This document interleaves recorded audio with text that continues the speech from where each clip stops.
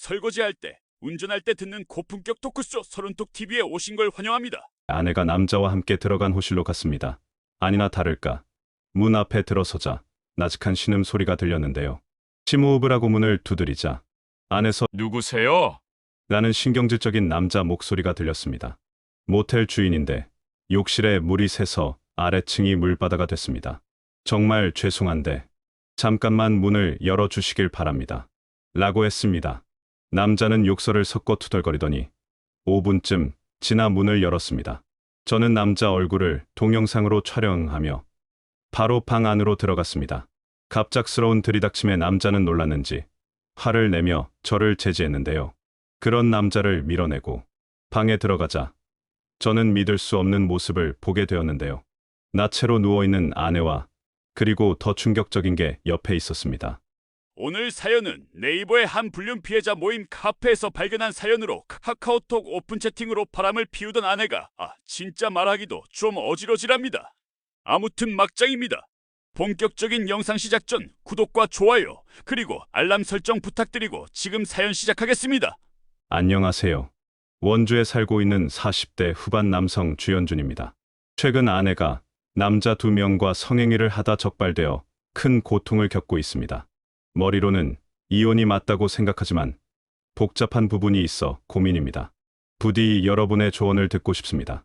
어제 글을 쓰니 상황 설명을 부탁하는 분들이 많았는데요. 저는 결혼 15년 차이고 슬아의 초등학생 아들 2명을 키우며 지금까지 잘 살아왔습니다.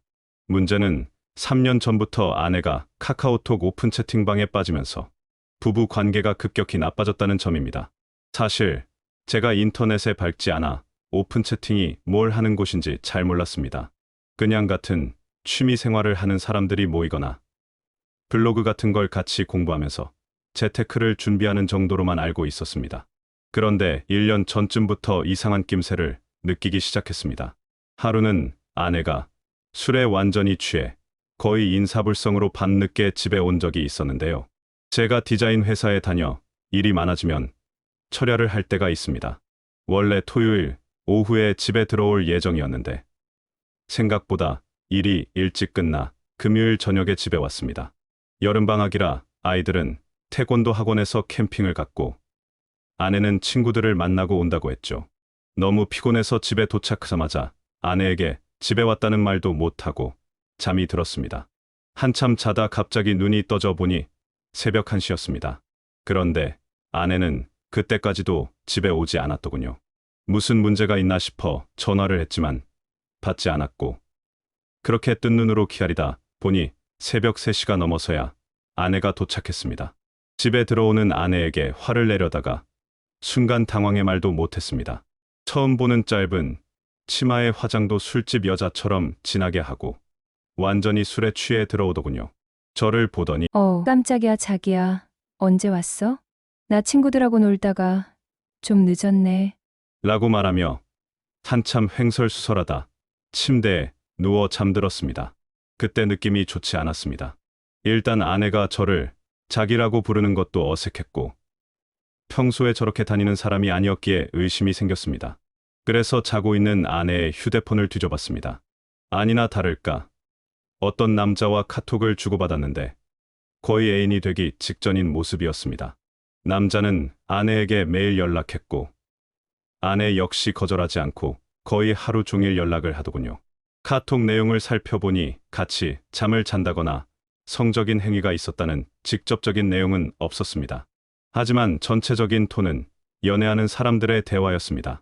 예를 들면 오늘 파스타 만들었는데 완전 대성공. 우와, 그런 것도 만들 줄 알아요? 나 요리 잘함 크크 먹어보면 깜짝 놀랄걸? 얼마나 맛있는데? 크크? 빚만 아니고 파는 것보다 맛있어. 나 예전에 파스타 집에서 일했었음. 나도 먹어보고 싶어. 나도 먹여주고 싶어. 게다가 더 기가 막혔던 건 아내가 들어가 있는 카카오톡 오픈 채팅방이 한두 개가 아니었다는 점입니다. 단순 재테크나 취미 공유 방도 있었지만 기혼자 모임이라는 방에도 들어가 있더군요. 그 대화를 보니 아내는 모르는 남자들을 오빠라고 부르며 온갖 아양을 떨고 있었습니다. 오빠, 나 오늘 완전 외로움? 유유. 외로우면 만나줄까? 만나줄까는 뭐야? 크크 재수 없어? 크크? 내가 맛있는 거 사준다 나와. 오늘 늦었음. 어여 집에서 주무셔요. 저는 참지 못하고 다음 날 아내에게 따졌습니다. 이 남자가 누구냐고요. 술이 덜 깨서 짜증을 내던 아내는 잠시 후 벌떡 일어나 왜 자기 휴대폰을 받느냐며 지랄지랄하더군요. 저는 참지 못하고 어젯밤 어디서 무엇을 했는지 물었습니다. 아내는 친구와 둘이 술을 마셨다고 했습니다. 그래서 그 친구에게 전화해 보라고 맞는지 확인하겠다고 하니 자신 있게 전화하더군요. 서연아, 나 어제 밤늦게까지 술 마신 거. 너랑 마신 거 맞잖아. 남편이 나 의심한다. 어우, 죄송해요. 제가 요즘 힘든 일이 있어서 수영이 데리고 너무 오래 있었네요. 다음에는 이런 일 없도록 하겠습니다. 죄송해요. 너무 자연스러운 대화라 저는 할 말이 없었습니다. 그래도 다음에는 너무 늦게까지 술을 마시지 말라고 하고 카카오톡 오픈 채팅은 이제 그만하라고 했습니다. 아내도 사과하며 자기도 그렇게 늦게까지 마신 줄 몰랐다면서 다음에는 조심하겠다고 했습니다. 그리고 기혼자 방은 그냥 궁금해서 들어가 봤을 뿐이고 거기 있는 사람들은 한 번도 만나본 적이 없다고, 제가 봤던 채팅도 그냥 게임하듯 장난이었다며 이해 안 하다고 방을 나가겠다고 했습니다. 하지만 저는 아내를 믿지 않았습니다. 여자친구와 둘이 술을 마시는데 그렇게 꾸미고 나간다는 게 말이 안 됐거든요. 그때부터 시간을 들여 아내를 관찰하기로 마음먹었습니다. 그 일이 있고 한동안 아내는 마치 아무 일도 없었던 것처럼 예전 모습으로 돌아간 듯했습니다. 오히려 더 살갑게 굴고 아침에는 일찍 일어나 아이들 도시락을 싸주고 저녁에는 제가 좋아하는 요리를 주는 등 가정적인 모습을 보였습니다. 그래서인지 저도 점점 그날 밤 일을 잊어갔습니다. 하지만 그것도 잠시, 한 달쯤 지났을까요? 또다시 그 서연이라는 친구를 만나러 나간다고 하더군요. 이번에는 좀 달랐습니다. 전과 달리 미리 말하고 어디서 만나는지 자세히 설명했고 안심시키려는 듯 그 친구와 함께 찍은 사진을 수시로 보내주었습니다. 가끔은 서연이와 통화도 시켜주었습니다. 여보, 서연이랑 있어. 통화 좀 할래? 하며 자연스럽게 전화를 바꿔주곤 했죠. 서연이도 형부, 수영이랑 맛있는 거 먹고 있어요. 걱정 마세요. 하며 밝은 목소리로 통화하곤 했습니다. 아내가 이렇게까지 신경 써 주니 솔직히 조금씩 마음이 놓이기 시작했습니다. 더군다나 서연의 남편과도 예전에 몇 번 같이 식사하고 술을 마신 적이 있었기에 평범한 가정으로 알았습니다. 그렇게 또 몇 달이 흘렀고 일상이 평화로워지면서 저도 모르게 경계가 풀어졌나 봅니다. 겨울이 되었을 때 아내가 서연과 다른 친구 한 명과 함께 제주도로 2박 3일 겨울 여행을 다녀오겠다고 했습니다. 크게 의심하지 않았습니다. 물론 완전히 마음이 놓인 건 아니었지만 서연도 같이 가고 또 다른 여자 친구도 있다고 하니 그러려니 했습니다. 자기야, 걱정 마. 여자들끼리 맛있는 거 먹고 관광하고 올게. 애들은 잘 부탁해. 아내는 여행 내내 SNS에 사진을 올리고 저한테도 수시로 사진을 보냈습니다. 관광지에서 찍은 사진, 맛있는 음식을 먹는 사진, 숙소에서 찍은 사진까지 정말 여자들끼리 좋은 시간을 보내는 것처럼 보였습니다. 저도 그제서야 완전히 믿음이 생겼습니다. 하지만 그 믿음은 오래가지 못했습니다. 3월쯤 날씨가 풀리기 시작할 무렵 가족들과 동해에 있는 펜션에서 주말을 보내기로 했습니다. 오랜만에 가족 여행이라 아이들도 신났고 아내도 즐거워하는 것 같았습니다. 저녁에는 아이들이 일찍 잠들어 오랜만에 아내와 둘이 이런저런 이야기를 나누며 술을 마셨습니다. 평소에는 과음하지 않는데 그날따라 이야기가 잘 통해서인지 생각보다 많이 마셨습니다. 아내도 꽤 취한 것 같아 먼저 재워주고 저도 곧 자려 침대에 누웠습니다. 그때였습니다.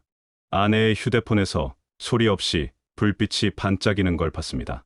보통 같으면 그냥 넘어갔을 텐데 그날따라 왠지 이상한 느낌이 들었습니다. 휴대폰을 켜보니 카카오톡에는 아무런 알림도 없더군요. 방금 전까지 불빛이 깜빡였는데 말이죠. 이상함을 느껴 이것저것 살펴보다가 우연히 모음이라는 이상한 이름의 아이콘을 발견했습니다. 눌러보니 지문 인식을 요구하더군요. 순간 등줄기가 서늘해졌습니다. 쓰는 앱들은 다 알고 있었는데 이건 처음 보는 거였거든요. 게다가 지문 인식이라니 뭔가 숨기고 싶은 게 있다는 의미 아닐까 싶었습니다. 망설임 끝에 술에 취해 잠든 아내의 엄지손가락을 조심스레 대보았습니다. 그리고 마주한 건 충격 그 자체였습니다. 그건 단순한 앱이 아니라 스마트폰의 보안 폴더 기능이었습니다. 겉으로는 평범한 앱처럼 보이게 해놨지만 실제로는 별도의 카카오톡 계정을 운영할 수 있는 숨겨진 공간이었죠. 손이 떨리기 시작했고 직감적으로 느꼈습니다. 큰일이 벌어졌구나. 보안 폴더를 열어보니 끔찍한 현실이 펼쳐졌습니다. 안에는 카카오톡 오픈 채팅은 물론 네이버 밴드까지 가입해 수많은 남자들과 대화를 나누고 있었습니다. 특히 충격적이었던 건 네이버 라인으로 서연과 나눈 대화였습니다. 읽어보니 그동안의 모든 것이 연극이었다는 걸 알게 됐습니다. 야, 크크 현서 술 먹다가 어디로 갔어? 아, 그 인내심 없는 지집애. 아까 맘에 든다고 하던 오빠랑 나가던데? 급했나 봐? 크크 미안해들아. 크크크 다음에는 말하고 나갈게. 크크크. 제주도 때는 어떻게 참았대? 내 스타일 알잖아. 쉽게 안 준다. 우리 현서 현모양처 스타일이었구나. 크크? 서연과 아내는 함께 오픈 채팅, 번개, 모임을 다녔고 심지어 제주도 여행은 순수한 여자들끼리의 여행이 아니었습니다. 아내와 서연, 그리고 현서, 여자 셋과 오픈 채팅에서 만난 남자 셋이 함께 간 여행이었습니다. 제가 믿었던 모든 것, 아내가 보내준 사진들은 다 거짓이었던 겁니다. 채팅을 읽으며 정말 충격에 빠졌습니다. 제가 알던 아내의 모습은 온데간데 없고 마치 다른 사람처럼 성적인 농담과 은어를 자연스럽게 쓰고 있었거든요. 게다가 서연이라는 여자는 남편 몰래 여러 남자와 성관계를 가진 적이 많다며 은근히 자랑하듯 이야기하고 있었습니다. 더 큰 충격은 그날 아내가 하루 종일 연락하던 그 남자와도 계속 연락을 주고받고 있었다는 사실이었습니다. 대화로 보아 이미 7번이나 만난 것 같더군요. 비록 성관계에 대한 직접 증거는 못 찾았지만 둘의 관계가 단순한 친구는 아니라는 건 명백했습니다.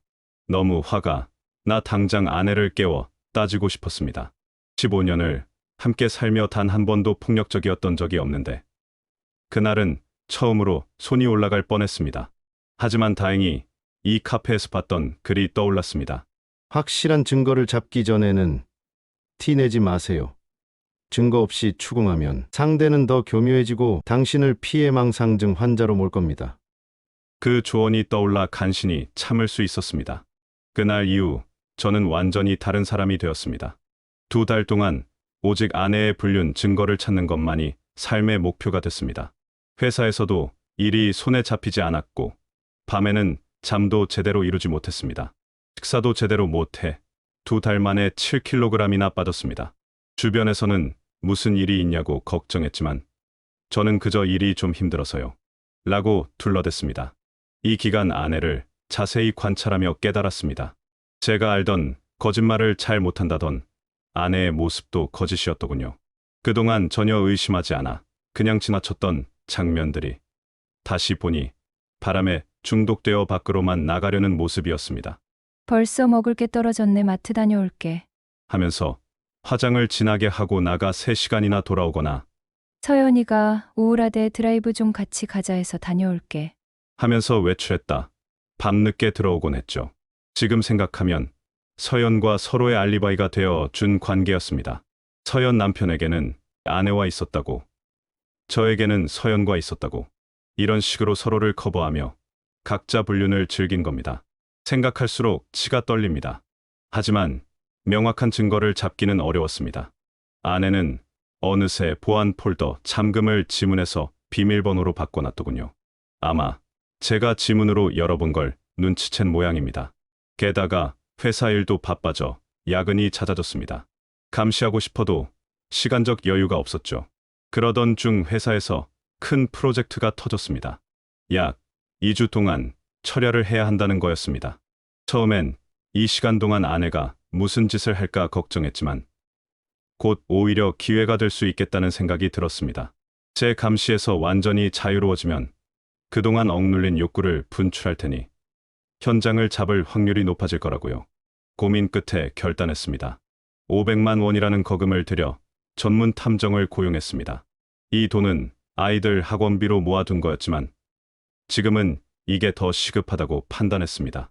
탐정에게는 아내의 확실한 불륜 증거, 특히 성관계 현장 확보가 중요하다고 강조했습니다. 일주일쯤 지나 금요일 저녁, 전날부터 계속된 야근에 지쳐 회사 숙직실에서 잠시 눈을 붙이고 있는데 탐정에게서 연락이 왔습니다. 평생 잊지 못할 전화였습니다. 사모님 방금 중년 남자 여성 네 명과 함께 원주 단계동의 술집으로 들어가셨습니다. 순간 머리가 조여오는 느낌이었습니다. 애써 외면하던 현실이 눈앞에 펼쳐진다니. 절망과 분노가 함께 치밀었습니다. 저는 탐정에게 특별히 당부했습니다. 아내가 누군가와 모텔에 들어가면 즉시 연락해 달라고요. 이번에는 현장을 덮쳐 모든 것을 끝내고 싶었습니다. 밤마다 잠들지 못하고 뒤척였던 시간들. 회사에서도 일에 집중하지 못하고 아내의 문자만 기다리던 순간들. 아이들 앞에서 아무 일 없는 척 웃어야 했던 가면극, 이제 정말 끝내고 싶었습니다. 탐정의 전화를 받고 숙직실 침대에 누워 있는데 온갖 생각이 스쳐 지나갔어요. 처음 만났을 때 아내의 모습과 결혼식 날 새하얀 웨딩 드레스를 입고 환하게 웃던 모습 첫째, 아이를 낳고 행복에 겨워 우시던 모습, 둘째까지 키우면서 고생하던 모습.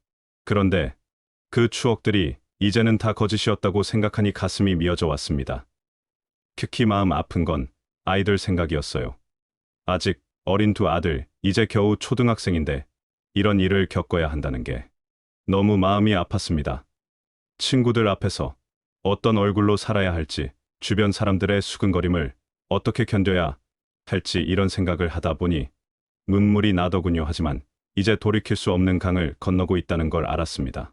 증거를 잡으면 반드시 이혼할 생각이었습니다. 물론 아이들 때문에 망설여지게 했지만 다른 남자들과 바람을 피우고 다니는 엄마보다는 차라리 깨끗하게 새 출발하는 게 낫다고 생각했기 때문입니다. 어차피 언젠가는 알게 될 진실, 지금이라도 아이들에게 정직하게 설명하고 새로운 삶을 시작하는 게 낫다고 생각했습니다. 그렇게 잠을 자는 둥 맞는 둥 시간을 보내는데 탐정이 연락이 오더군요.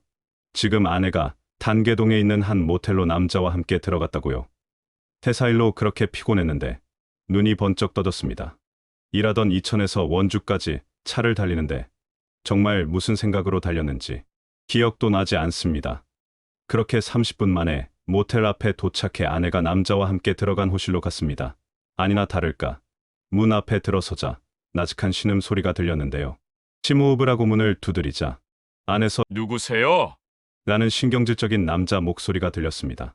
모텔 주인인데 욕실에 물이 새서 아래층이 물바다가 됐습니다. 정말 죄송한데 잠깐만 문을 열어주시길 바랍니다. 라고 했습니다. 남자는 욕설을 섞어 투덜거리더니 5분쯤 지나 문을 열었습니다. 저는 남자 얼굴을 동영상으로 촬영하며 바로 방 안으로 들어갔습니다.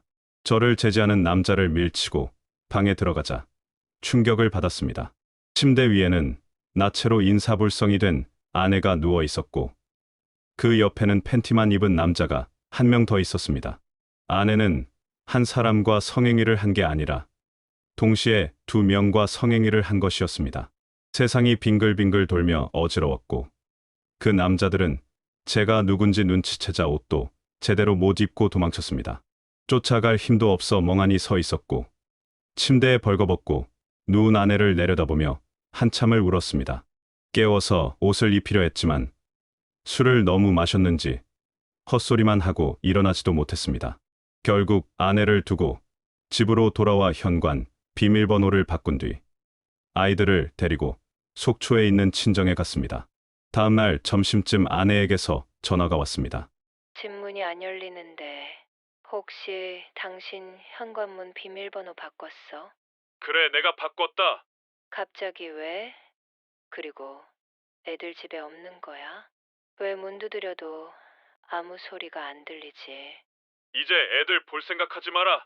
아니, 갑자기 왜 이러는지 말을 하고 화를 내야지. 내가 뭐 잘못한 거 있어? 너 어제 집에 안 들어오고 뭐 했어? 여보, 내가 진짜 미안해. 서연이가 좀 안 좋은 일이 있어서 같이 술을 마셨는데 좀 더 있고 싶다고 해서 숙소에서 같이 술 마셨어. 내가 서연이한테 전화 좀 해달라고 할게. 그래. 서연이가 그렇게 중요해. 초등학생 애들을 집에다 놓고 모텔에서 밤새 술을 마셨다고? 아니, 나도 원래 잘안 그러는데. 그래, 원래는 남자 새끼 하나한테만 대주는 스타일인데 어제는 서연이가 슬퍼해서 남자 새끼 둘한테 대준 거야? 아니, 여보, 그게 무슨 말이야? 너 오늘 모텔에 일어나니까 혼자 있었지? 이 정신 빠진 년이 평소에 남편을 얼마나 호구로 봤으면 쓰리썸을 처하고 다녀. 너 각오해. 네 엄마, 네 친구 전부 네가 무슨 짓 하고 다니는지 다 알게 될 거니까 앞으로 집에 들어올 생각하지 마. 더러워서 같이 못 살겠으니까. 그렇게 전화를 끊고 아내는 3시간이 넘게 전화를 했습니다. 저는 계속 받지 않았고요. 결국 문자가 한 통 왔습니다. 무슨 오해를 하고 있는지 모르겠는데 자기는 서연이 집에서 잠을 잤고 궁금하면 서연이한테 전화해서 직접 물어봐. 라고 하더군요. 어처구니가 없어서 제가 찍은 동영상의 일부를 그냥 보여줬습니다. 그 영상을 받고 1시간이 지났나 문자가 오더군요. 여보, 내가 진짜 잘못했어. 근데 이건 진짜 내가 원해서 한 게 아니야. 내가 죽을 죄를 지었어. 잠깐 나랑 이야기 좀 해줘. 제발 부탁이야. 나 지금 집도 못 들어가고 밖에 있는데 진짜 죽을 것 같아. 부탁이야. 만나고 싶지 않았는데 애들한테도 연락을 하고 저희 어머니한테도 연락을 하니 애들도 무슨 일이 있는지 불안해하는 모습이라 일단 원주에 있는 행주 수변공원에서 있는 한 벤치에서 아내를 만났습니다. 집에 못 들어갔는지 얼굴은 개기름이 흐르고 화장은 허옇게 떠 있었고 전날 입었던 짧은 치마를 입고 머리는 뒤로 질끗 묶고 있더군요. 아내는 저를 보자 한참을 아무 말 없이 앉아 있더군요. 그 꼴을 보고 있자니 짜증이 나서 할 말 없으면 간다. 조만간 이혼하는 걸로 하자. 라고 말을 하고 일어서자 갑자기 눈물을 펑펑 흘리며 저를 잡더군요. 자기가 잘못했다고 무슨 40 넘게 먹은 아줌마가 애처럼 무니까 좀 이상해 보였습니다. 저는 몰래 핸드폰 녹음을 켜고 아내가 하는 말을 전부 녹음하기 시작했습니다. 아내의 말은 그 3년 전쯤에 서연이가 카카오톡 오픈 채팅으로 애인을 만들었다고 자랑을 했는데 처음에는 그냥 하지 말아라 정도로 말았는데 계속 자랑을 하다 보니 자기도 호기심이 생겼다고 하더군요. 그러다가 그 서연이라는 친구가 만나던 불륜남과 몇 번 만남을 갖게 되었고 그러다가 그 불륜남이 자기 친구를 소개해줬다고 했습니다. 그 새끼가 그럼 그때 너랑 하루 종일 연락을 했던 남자냐고 물어보니 한숨을 쉬며 서연이가 소개해준 그 남자는 몇 번 만나다가 헤어졌고 연락하던 남자는 오픈 채팅방 재테크 방에서 알게 된 사람이라고 하더군요. 제주도에서 남자 3명과 3대3으로서 갔던 걸 모르는 척 그럼 제주도 도 그 사람들이랑 간 거냐고 물어보니 또 시치미를 떼고 아니라고 하더군요. 순간 열이 받아서 너 3대3으로서 제주도 간 거 알고 있다고 하자 동공이 흔들리더니 또 아무 말도 없이 한참을 가만히 있더니 말하는 게 또 충격이었습니다. 네이버 밴드에서 제주도 여행 가는 남자들과 연락을 해서 거기서 만났다고 하더군요. 그런데 맹세코 아무 일도 없었고 저녁같이 먹은 거 말고는 아무 일도 없었다고 하더군요. 온갖 변명과 말도 않는 거짓말을 하는 아내의 얼굴을 보고 있자니 너무 화가 났습니다. 하지만 일단은 넘어가고 그럼 서연이가 소개해 준 남자하고 오픈 채팅방에서 만난 남자하고 잠자리를 했느냐라고 물어봤는데 아내는 제가 모든 걸 다 알고 있다고 생각했는지 술술 말하더군요. 서연이가 소개해준 남자는 같이 잘 생각이 없었는데 술을 마시고 실수로 원나잇을 하게 되어 그 뒤로 연락을 끊었고 2번째 남자와는 3번 정도 잠자리를 했다고 했습니다. 어디서 했냐고 하니 기억이 잘 안 난다고 해서 화를 내니 제가 출근하고 애들이 초등학교를 간 시간에 모텔에서 대시를 했다고 하더군요. 그 사람들이 내가 유부녀인 걸 알고 있냐고 했더니 두 사람 다 알고 있다고 이야기를 했습니다. 증거가 있냐고 하니 자기가 채팅한 내용을 지워서 찾아봐야 한다고 하더군요. 마지막으로 너랑 쓰리섬 했던 남자들은 누구냐고 물어보니 또 큰 소리로 엉엉 울면서 하는 말이 자기는 그 사람들하고 쓰리섬 한 줄도 몰랐다고 합니다. 그냥 술을 마시다가 갑자기 필름이 끊어졌고 눈을 떠보니 모텔이 있다고 하더군요. 또 거짓말을 한다고 생각해서 모텔 입구에서 녹화한 신음소리를 들려주며 이게 필름 끊긴 사람이 낼 소리냐고 하니 자기는 진짜 모든 걸 걸고 기억이 안 나고 섹스를 할 생각도 없었다고 하더군요. 그래서 그럼 그 남자들이 너를 성폭행한 거냐라고 물었더니 그런 거 같다라고 하더군요. 그 말이 맞는지 아닌지 확인을 하려면 경찰서에 성폭행 신고를 해야 하는데 할 생각이 있냐고 물으니 한참을 아무 말 없이 있던 아내가 알겠다고 하더군요. 그리고 그 다음날 경찰에 성폭행 신고를 했습니다. 지금 검찰 조사 중인데요. 저쪽에서 주장하는 건 합의 한 성관계라는 아내는 아니라고만 주장합니다. 문제는 아내가 채팅을 전부 지우는 바람에 포렌식을 해도 증거가 잘 안 나오는데 반해서 저쪽은 남자가 모텔에 데려가는 중간중간 녹음을 했는데 아내가 같이 모텔에 들어가는 걸 허락한 부분이 명확하게 녹음이 되어 있다고 하여 골치가 아픕니다. 지금 현재 아내는 매일매일 눈물로 사과를 하고 있고 자기가 계속 강간당한 것임을 주장하며 이혼을 미뤄달라는 입장입니다. 마음 같아서는 이미 다른 남자들과 성관계를 하고 연애를 했던 전력이 있기에 당장이라도 이혼을 하고 싶은데 이제 겨우 초등학교인 두 아들에게 너무 큰 상처를 주는 것 같아 매일매일 고민 속에 살고 있습니다. 아내는 매일 울면서 자신의 잘못을 인정하고 용서를 빌고 있습니다. 처음에는 그저 호기심에 시작한 일이 이렇게 커질 줄 몰랐다고 하면서요. 서연이라는 친구의 유혹에 넘어가 처음에는 단순한 대화로 순간부터는 자작히 그 서연이라는 여자가 문제였습니다. 나중에 알고 보니 되지 않는 부분이 있습니다. 15년간 잘 살아왔고 아이들도 있는데 어떻게 이런 일이 벌어질 수 있었는지요. 아내 말로는 처음에는 그저 재미로 시작했던 것이 점점 스릴과 흥분을 주는 일이 되어버렸다고 합니다. 그러다가 어느 순간부터는 자제력을 잃어버렸다는 거죠. 특히 그 서연이라는 여자가 문제였습니다. 나중에 알고 보니 그 여자는 이미 여러 명의 남자들과 불륜관계를 맺고 있었고 다른 주부들도 이런 식으로 하고 있었군요. 마치 취미생활처럼 이런 일을 즐기고 있었다니 정말 이해할 수가 없습니다. 지금 검찰에서는 증거를 수집하고 있지만 상황이 아내에게 불리하게 돌아가고 있습니다. 그 남자들이 녹음한 파일에는 아내가 자발적으로 모텔에 들어가는 것처럼 들린다고 하더군요. 하지만 아내는 계속해서 술에 취해 정신이 없었고 자신의 의지와 상관없이 일이 벌어졌다고 주장하고 있습니다. 매일 밤 잠자리에 들 때마다 그날 밤의 기억이 떠올라 잠을 이루지 못합니다. 아내의 알몸이 침대에 널브러져 있던 모습, 그리고 당황해서 도망가던 남자들의 모습 모든 것이 악몽처럼 느껴집니다. 그리고 그 속에서 고통받고 있는 우리 아이들을 생각하면 가슴이 미어집니다. 아이들은 아직 어려서 정확한 상황을 이해하지 못합니다. 다만 엄마 아빠 사이가 안 좋아진 것은 느끼고 있는 것 같아요.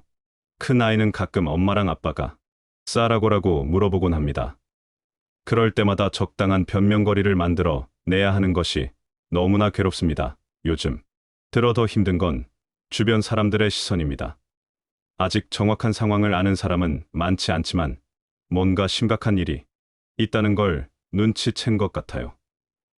특히 저희 어머니께서는 계속 물어보시는데 차마 사실대로 말씀드리지 못하고 있습니다.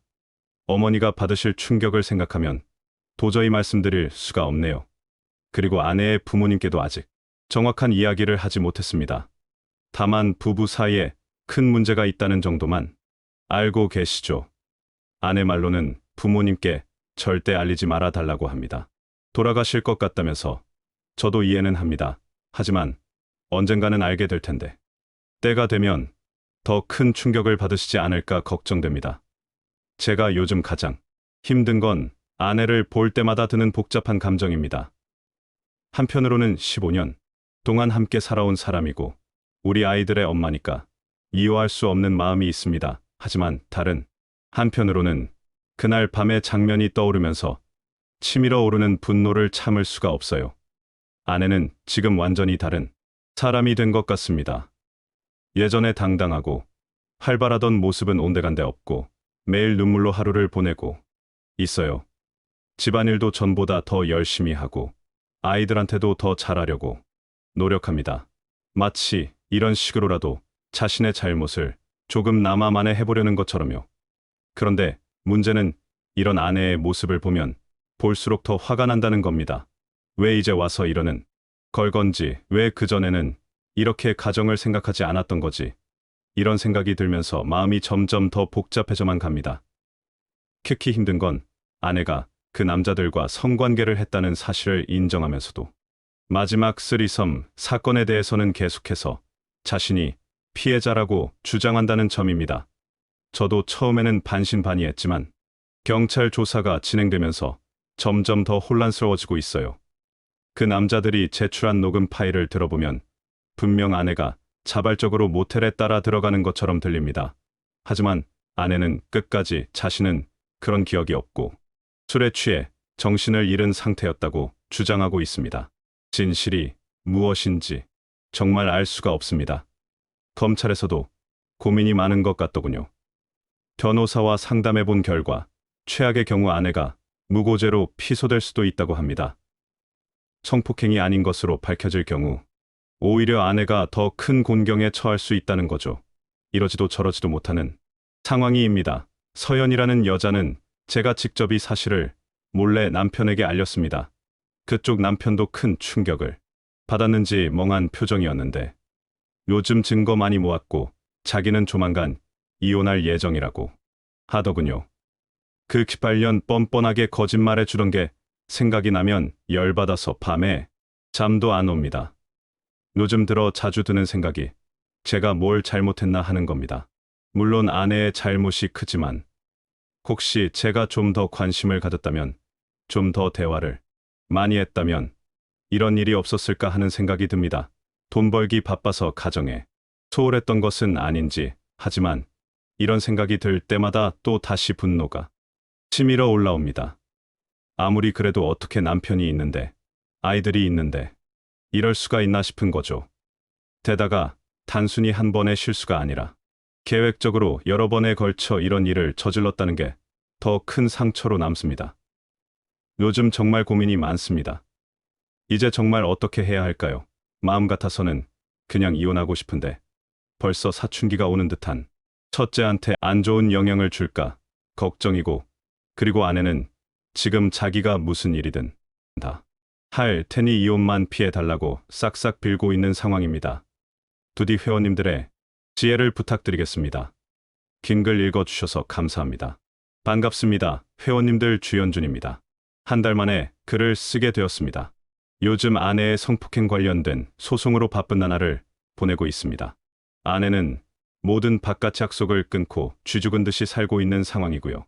서현이 쪽 부부는 현재 이혼 소송 중이라고 합니다. 남편이 상간 증거를 잡아서 상간 소송을 진행하니 곧바로 애들을 버리고 가출을 했다고 하더군요. 가출을 한 이상 아내한테 연락을 안 할 수가 없을 텐데 아내는 연락 온 적이 없다고 모르는 척을 하고 있습니다. 아내는 자신과 불륜을 저질렀던 남자들에 대한 모든 정보를 저에게 넘겨준 상태입니다. 순순히 넘겨준 건 아니고요. 불륜 동영상을 부모님과 형제들에게 알린다고 하니 울면서 추더군요. 상당수가 지워져 있고 채팅 어플을 사용하여 복구하기가 어려웠지만 일단 상간소송은 가능한 것으로 보입니다. 다만 열받는 건 한 번 원나잇을 하고 나서 만나지 않았다던 첫 번째 상간남에 대한 이야기는 전부 거짓말이었습니다. 둘이 불륜을 저지르다가 두 번째 불륜남과 아내가 양다리를 걸치고 있다는 걸 첫 번째 불륜남이 알게 되어 싸움이 나서 헤어진 것이었습니다. 그리고 두 번째 불륜남과 성관계도 3번이 아니었습니다. 못해도 10번이 넘어가더군요. 이 부분도 아내에게 자백을 받았습니다. 사실대로 말하면 용서 안 해줄 것 같아서 그랬다고 하더군요. 뭘 해도 용서는 없는데 생각이 진짜 전응아입니다. 그리고 아내와 모텔에서 같이 있던 남자 2명 중 한 명은 과거 성범죄 기록이 있는 전과자였습니다. 아마 아내의 말대로 정말 술에 약을 탄 것일 수도 있겠네요. 하지만 전혀 안타깝지는 않습니다. 이미 그전부터 다수의 남자와 불륜을 저지르고 있었고 모르는 남자들이 주는 술을 받아 처먹은 게 본인이니까요. 일단 냉정하게 계획을 세우고 있습니다. 회원님들 말씀대로 아내의 관리는 철저히 하고 있습니다. 생활비를 전부 빼앗고 결제가 필요한 일이 있으면 제가 직접 결제를 합니다. 아내가 몰고 다니던 차량은 차키를 뺏어서 아내가 모르는 곳에 주차를 해놨고요. 아내가 끌고 다니던 차량 하니까 블랙박스가 떠오르던데요. 이 여자 상간남 이유하고 제가 사준 차를 타고 이리저리 잘도 놀러 다녔더군요. 전부 증거로 제출했습니다. 변호사님께서는 아내가 아직 불륜을 시작한 지 얼마 안 되고 경험도 적은 편이라 증거를 너무 많이 흘려놨다며 어떤 의미에서는 운이 좋다고 하시더군요. 상간 소송 마무리되면 또 글 쓰겠습니다. 안녕하세요 회원님들, 주연준입니다. 4개월 정도 만에 글을 씁니다. 어제부로 상간 소송이 마무리되었습니다. 우리나라 법이 웃긴 게 상간남이 2명이면 각각 위자료를 받을 수 있는 줄 알았는데요. 둘이서 반띵을 하더군요. 이해가 잘 가지 않는 법입니다. 위자료는 2,500만 원 나왔습니다. 아내의 성폭행 사건은 아직도 수사 중입니다. 저는 그 사이에 정신적으로 너무 힘들어서 정신과 진료와 심리상담을 받고 있고요. 아내도 우울함을 호소하며 정신과 진료를 받았는데요.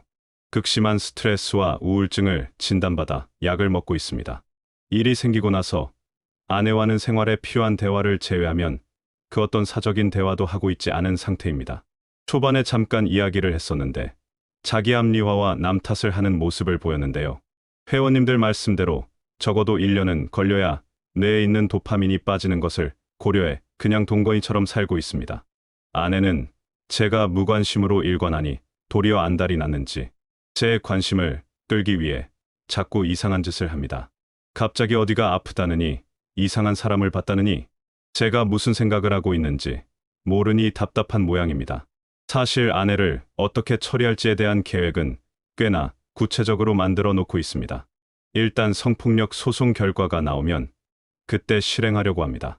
이제는 마음이 많이 냉정해졌습니다. 또 글 쓰겠습니다. 도와주신 분들 모두 감사드립니다. 주현준입니다. 지난주 아내의 성폭행 관련 재판이 최종적으로 마무리되었습니다. 결과는 상간남 2명이 실제로 아내에게 약물을 먹여 강제로 성관계를 한 것이 인정이 되었습니다. 상간남 각각 징역 3년 4년 받았네요. 아내는 무슨 엄청난 피해자인 거 마냥 엉엉 울면서 피해자 코스프레를 엄청나게 했는데요. 그 모습이 안 입고와 한마디 했습니다. 다른 남자 2명하고는 신나게 하고 다녔는데 약 먹이고 몰래 한 건 많이 억울하고 화가 나. 당신 아무리 그래도 당신 와이프가 X간을 당한 건데 어떻게 그렇게 냉정하게 말할 수 있어? 내가 보기에는 그냥 한강에 배 지나간 것과 다름이 없어. 한 놈이든 2놈이든 3놈이든 4놈이든 어차피 나 말고 다른 놈이랑 붙어먹은 건 사실이잖아. 그냥 길 가다가 붙잡혀서 험한 꼴 당한 것도 아니고 애초에 남자 만나려고 술자리를 간 건데 뭐가 그렇게 너무한 건지 모르겠네. 뭐 제정신에 하고 싶었던 거야? 아내는 아무 말 없이 고개를 숙이고 울기만 하더군요. 그렇게 서럽게 우는 아내의 모습을 보니 해주고 싶은 말이 있었습니다. 상간남 1호, 2호, 3호, 4호 모두 이리저리 술집 여자부터 너 같은 유부녀들까지 많이 만나고 다니는 놈들이던데 너 혹시 성병 검사 해봤니? 아내는 더 서럽게 울면서 그래, 내가 죽일 놈이다. 날 도대체 어디까지 바닥으로 보는 거야? 당신 마음대로 애가 가서 성병 검사해. 라며 아주 당당하게 저를 산부인과로 끌고 갔습니다. 그리고 산부인과에서 검사를 받게 되었는데요. 성병 검사 결과가 보통 5일 정도 걸린다고 해서 그 정도 걸리겠구나 라고 생각했는데 결과는 진료를 시작하자마자 바로 나오게 되었습니다. 아내분 성기 사막이 있으시네요. 하늘이 무너지는 표정으로 의사 선생님을 바라보던 아내는 제 눈치를 힐끗 보더니 무슨 소리세요? 잘못 보신 거 아니에요? 음부와 항문 사이에 조그만하게 있네요. 이런 건 모를 수도 있습니다. 너무 걱정하지 마세요. 레이저 치료하고 시간 지나면 자연적으로 소멸이 됩니다. 그렇게 아내가 치료를 받는 동안 저는 제 차를 타고 가버렸는데요. 집에 와서 바람을 쳐 피우다가 성병까지 걸린 아내와 그동안 있었던 수많은 일이 줬던 스트레스로 받은 피로도가 갑자기 몰려와 저도 모르게 정신을 잃듯 잠을 자게 되었습니다. 그렇게 한참을 자고 있는데 어디선가 부시럭거리는 소리가 들리더군요. 눈을 떠보니 아내가 짐을 싸고 있었습니다. 어디 가니? 이혼해 나하고 이제 어떻게 살겠어? 딴 남자하고 바람 피우고 쓰간 당해서 성병까지 걸린 여자하고 어떻게 살아? 내가 이 집 나갈게. 그동안 미안하고 고마웠어. 똥 싼 놈이 성낸다고 왜인지 불쌍한 척을 하는 아내를 보며 말했습니다. 그래 잘 가라. 근데 말은 똑바로 하자. 딴 남자가 아니고 딴 남자들이고 스간당해서 성병 걸린 건지 그 전 놈들하고 스치다가 성병에 걸린 건지는 모르는 거잖아. 왜? 네가 사랑하는 남자들은 아니라고 믿고 싶어? 아무튼 네가 원하는 대로 이혼은 해줄게. 서류 주고받아야 하니까 어디로 가는지는 말해주고 애들한테 네가 잘 말해 충격받지 않게. 그리고 짐 쌀 때 좀 조용히 좀 해줘라. 너무 시끄럽다. 나만 나쁜 치이지? 당신은 잘못 없는 것 같아? 그래, 내가 얼마나 큰 잘못을 했길래 상간남을 4명이나 만들었을까? 지금 말하지 말고 네 부모하고 애들 앞에서 한번 까놓고 이야기해보자. 알겠지? 아내는 뭐가 그리 억울하고 원통한지 씩씩대며 한참을 노려보더니 옷가지를 싸서 나가버리더군요. 얼마 안 있어 애들이 하교를 했는데요. 엄마가 어디 여행을 간다고 알고 있더군요. 하지만 눈빛이 많이 불안해 보였습니다. 그 눈빛이 마음이 찢어지는 것 같아. 그날은 아이들을 데리고 애들이 가장 좋아하는 돈가스 집에서 정말 배가 터지가 돈가스를 먹이고 마트에 가서 포켓몬 게임도 하루 종일 같이 했네요. 주현준입니다. 회사 일에 애들 케어까지 정말 정신없이 살고 있습니다. 마지막으로 글을 쓴 게 벌써 4개월 전이네요. 날씨가 많이 추워졌습니다. 제 근황 알려드리고자 글을 써봅니다. 우선 아내는 가출하고 2주일 만에 다시 집으로 돌아왔습니다. 쪽팔려서 말은 안 하는 것 같은데 장인, 장모가 어느 정도 상황을 알고 있어서 집에 못 들어오게 했고 돈도 없고 갈 곳이 없으니 집으로 기어들어오더군요. 집으로 온 이후 이혼에 대해서 차근차근 이야기를 했습니다. 집으로 돌아온 지 얼마 안 되었을 때 아내는 마지막 남은 자존심 때문인지 이혼을 하자고 했는데요. 이혼 협의를 구체적으로 하기 시작하면서 자신이 어떤 현실에 있는지 깨달았는지 서서히 이혼 이야기가 나오면 말을 이리저리 돌리더군요. 하지만 결국 협의 이혼을 하게 되었습니다. 아내가 전업주부였기에 생활비를 벌기가 어려울 것이기 때문에 양육비는 받지 않기로 했고요. 대신 재산 분할을 원룸 전세 보증금 정도만 가지고 가게 되었습니다. 아내는 현재 제가 사는 아파트 근처에 있는 원룸에서 살고 있고 원할 때는 언제든지 아이들을 보고 있습니다. 저는 마찬가지로 열심히 일을 다니고 있고요. 이제 좀 평안해졌으면 좋겠습니다. 그동안 도와주신 분들 모두 진심으로 감사드립니다. 반갑습니다. 회원님들 주현준입니다. 마지막으로 글을 쓴 지 벌써 1년 반이 되었네요. 댓글로는 간간히 제 근황을 알렸는데요. 오늘은 그냥 이혼하고 있었던 일을 천천히 써보려고 합니다. 이혼을 하고 전처는 아이들에게 평소 엄마처럼 잘 챙겨줬고 자유롭게 사는 것 같았습니다. 근처에 살다 보니 운전하고 지나가다 보면 가끔 얼굴을 볼 수 있었는데 어떤 날은 1층 불닭집에서 어떤 사람들과 웃으면서 술을 마시고 있기도 했고 또 어떤 날은 처음 보는 남자와 술집에서 이야기를 하고 있는 모습을 보곤 했습니다. 동네가 좁아서 이런저런 소문을 들었는데 뭐 남자친구가 생겼다는 것 같더군요. 예전이었다면 화가 많이 났겠지만 그냥 원래 그런 여자였구나 라는 생각을 하게 되어 무심하게 지나갔는데요. 그렇게 이혼하고 이런저런 마음을 추스리며 반년 정도가 지나고 초등학교 동창 모임을 몇십 년 만에 나가게 되었습니다.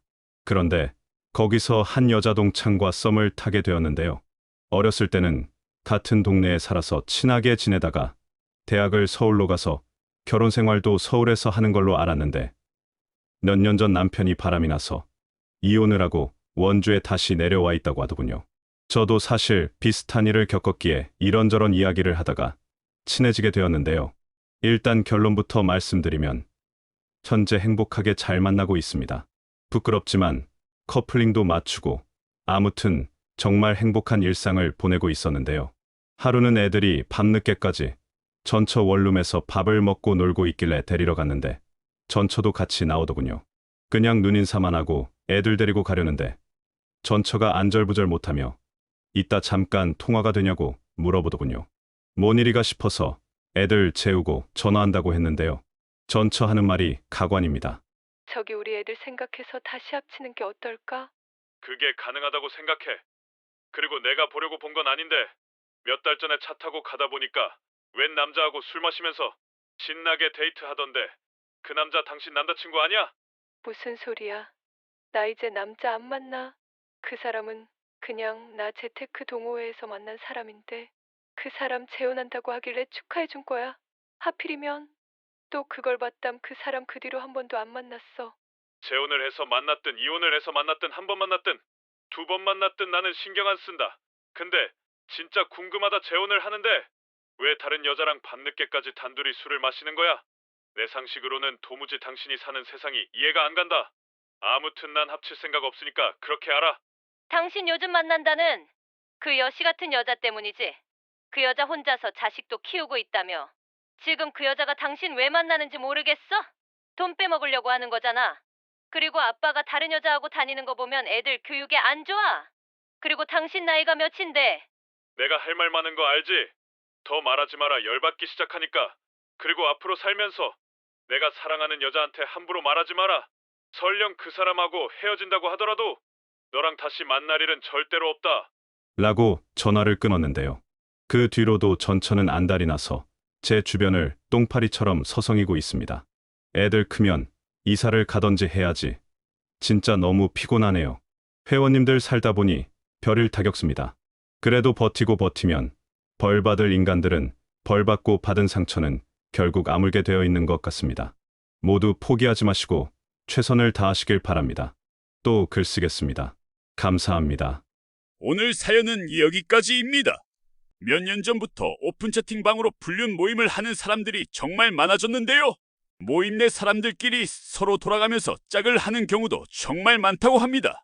최근에는 그 때문에 성병이 무슨 돌림병처럼 창궐하여 서로 고소를 하는 경우도 있었는데요. 진짜 왜 그러고 사는지 모르겠습니다. 그럼 다음에도 더 흥미롭고 재미있는 영상으로 찾아뵙겠습니다. 마지막으로 구독과 좋아요 그리고 알람 설정까지 부탁드리고 지금까지 서른톡이었습니다. 감사합니다.